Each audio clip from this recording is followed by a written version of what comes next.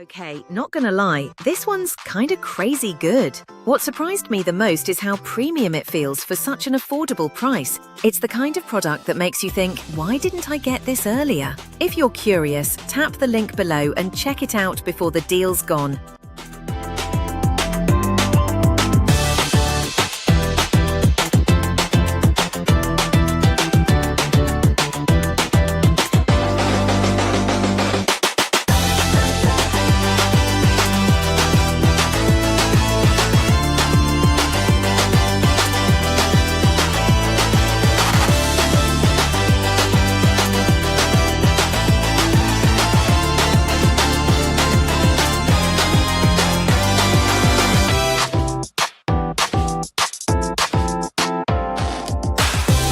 Okay, not gonna lie, this one's kinda crazy good. What surprised me the